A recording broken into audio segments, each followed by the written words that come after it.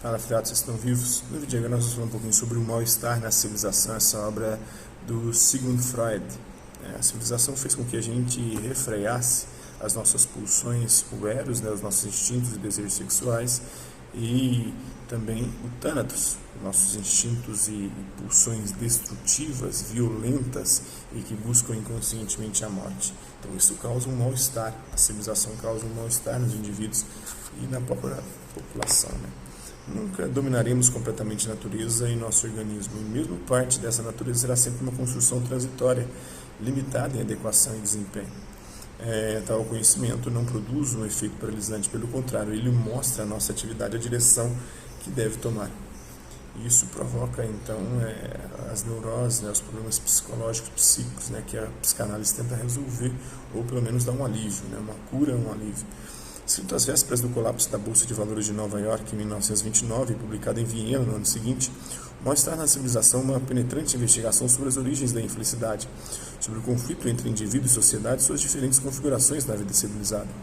Este clássico da antropologia, da sociologia, da psicologia também constitui, nas palavras do historiador Peter Gay, uma teoria psicanalítica da política.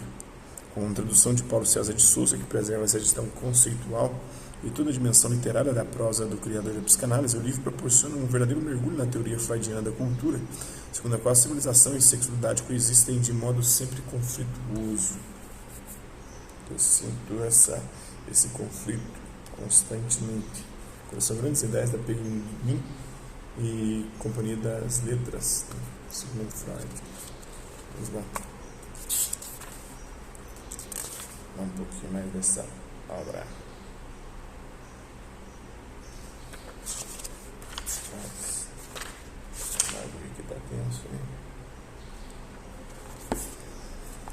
Então, resta-nos apreciar o último dos traços característicos da civilização, que certamente não é dos menos importantes. O modo como são reguladas as relações dos homens entre si, as relações sociais que diz respeito ao indivíduo enquanto vizinho, enquanto colaborador, como objeto sexual de um outro, como membro de uma família e de um Estado. Aqui está bem difícil manter-se livre de determinadas exigências ideais e aprender o que é mesmo cultural. Talvez possamos começar afirmando que o elemento cultural se apresentaria com a primeira tentativa de regulamentar essas relações. Não havendo essa tentativa, tais relações estariam sujeitas à arbitrariedade do indivíduo, isto é, aquele fisicamente mais forte as determinaria conforme seus interesses e instintos. Nada mudaria caso esse mais forte encontrasse alguém ainda mais forte.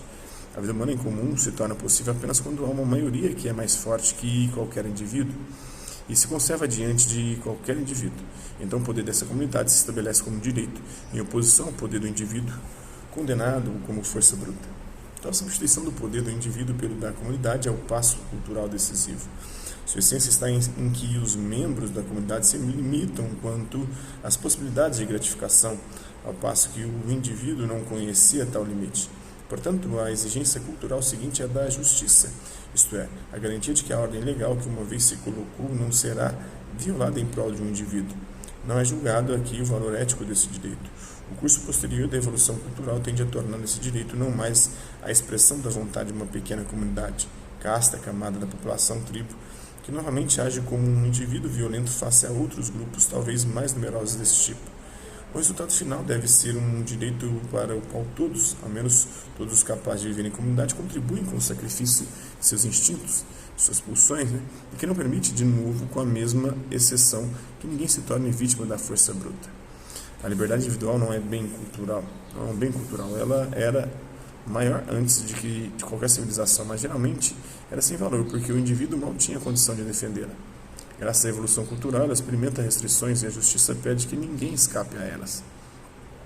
Aquilo que numa comunidade humana se faz sentir como impulso à liberdade pode ser revolta contra uma injustiça presente, e assim tornar-se propício a uma maior evolução cultural, permanecendo compatível com a civilização.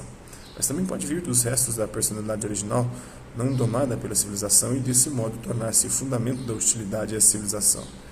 O impulso à liberdade se dirige, portanto, contra determinadas formas e reivindicações da civilização, ou contra ela simplesmente. É pouco provável que, mediante alguma influência, possamos levar o homem a transformar sua natureza de uma térmite. Ele sempre defenderá sua exigência de liberdade individual contra a vontade do grupo.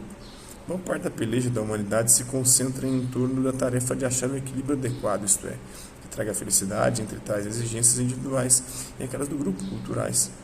É um dos problemas que concernem ao seu próprio destino a questão de se este equilíbrio é alcançável mediante uma determinada configuração cultural ou se o conflito é insolúvel.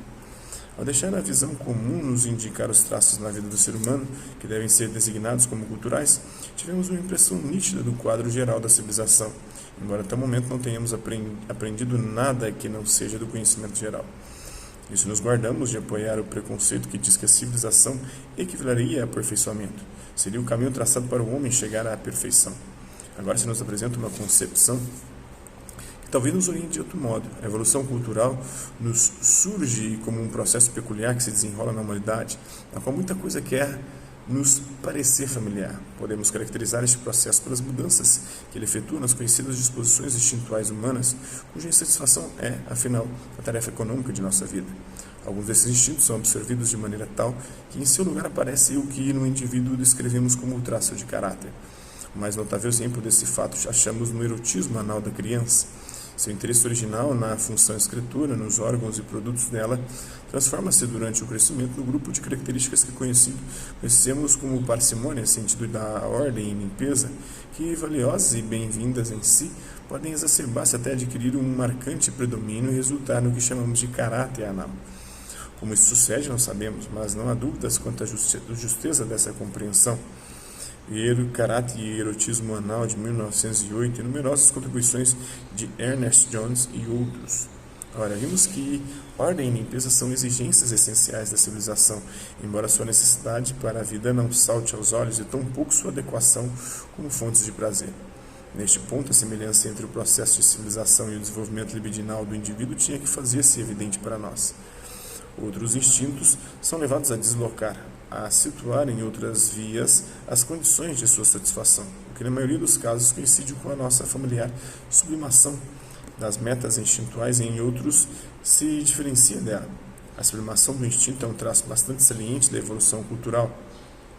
Ela torna possível que atividades psíquicas mais elevadas, científicas, artísticas e ideológicas tenham papel tão significativo na vida civilizada. Cedendo à primeira impressão, seríamos tentados a dizer que a sublimação é o destino imposto ao instinto pela civilização. Opa!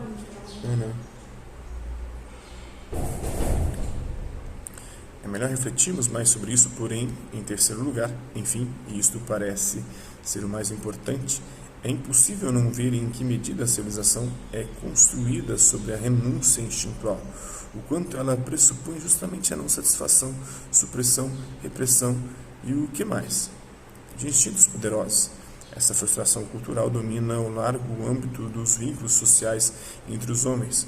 Já sabemos que é a causa da hostilidade que todas as culturas têm de combater. Ela também colocará sérias exigências ao nosso trabalho científico. Aí teremos muito o que esclarecer. Não é fácil compreender como se torna possível privar o instinto de satisfação. É algo que tem seus perigos se não for compensado economicamente. Podem-se esperar graves distúrbios.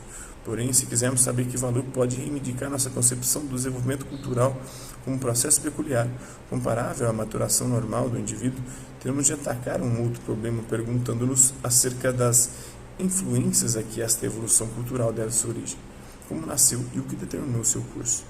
Uma tarefa desmedida, ao que parece. Diante dela é natural perdermos o alento. Aqui está um pouco que pude escrever.